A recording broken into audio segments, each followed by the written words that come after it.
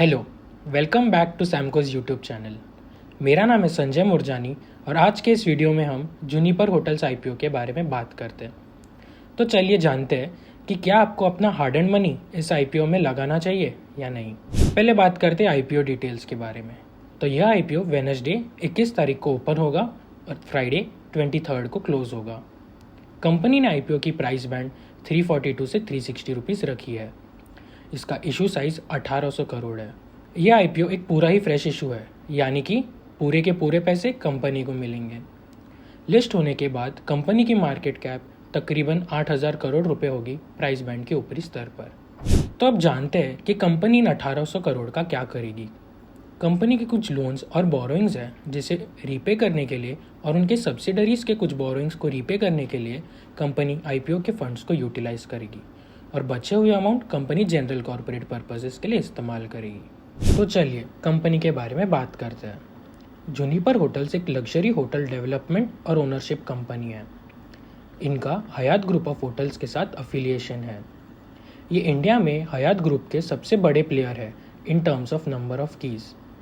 Company के पास India में 7 hotels और सर्विस्ड अपार्टमेंट्स हैं और ये 1836 नंबर ऑफ कीज ऑपरेट करती है। कंपनी लग्जरी, अपर अपस्केल और अपस्केल जैसे सेगमेंट को केटर करती है। इनके होटल्स मुंबई, दिल्ली, अहमदाबाद और लखनऊ जैसे जगहों पर है। तो चलिए अब कंपनी की फिनेंशियल्स के बारे में बात करते हैं। जैसा कि आप देख सकते हैं, कंपनी की रेवेन्यू पिछले साल की तुलना में 2 गुना हो गई है।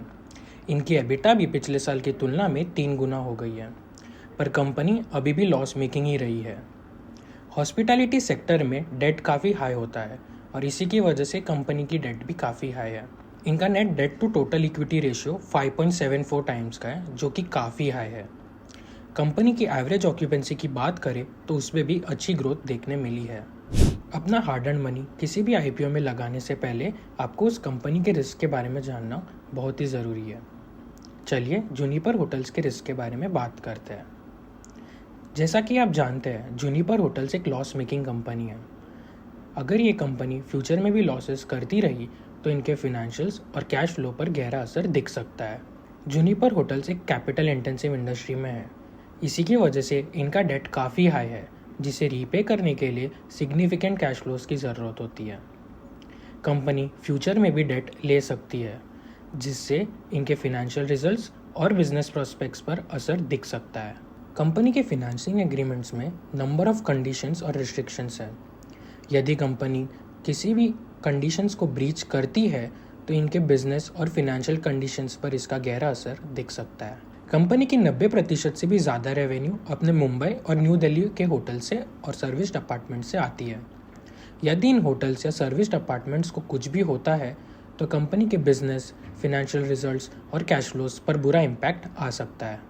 तो चलिए जानते हैं, क्या आपको अपना हार्ड एंड मनी इस आईपीओ में लगाना चाहिए या नहीं। जैसा कि आप जानते हैं, जूनिपर होटल्स हयात ब्रांड के under luxury hotel chain operate करती है। इनका इंडिया में 7 लग्जरी होटल्स और सर्विस्ड अपार्टमेंट्स है और ये इंडिया में 1836 नंबर ऑफ कीज ऑपरेट करती है। कंपनी ने FY 21, 22 और 23 में लॉसेस रिपोर्ट किया है और इन्होंने 6 मंथ्स एंडेड सितंबर 23 में भी लॉसेस ही रिपोर्ट किया। क्योंकि कंपनी एक लॉस मेकिंग कंपनी है, इनका पी कैलकुलेट नहीं हो सकता। हॉस्पिटैलिटी सेक्टर में डेट काफ़ी हाई होता है और इसी की वजह से इनका डेट भी काफ़ी हाई है। इनका net debt to equity ratio 5.74 times का है। आईपीओ प्रोसीड से डेट रिपेमेंट करने के बाद भी कंपनी का net debt to equity ratio काफ़ी ही हाई होगा।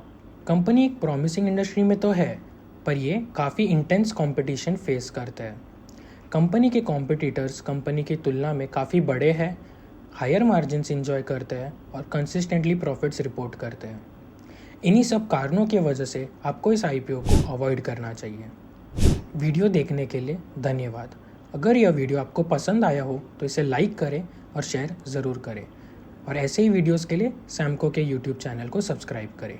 सैमको ट्रेडिंग ऐप, आप ही के ट्रेडिंग का अनदेखा सच। Investments and securities market are subject to market risks. Read all the related documents carefully before investing.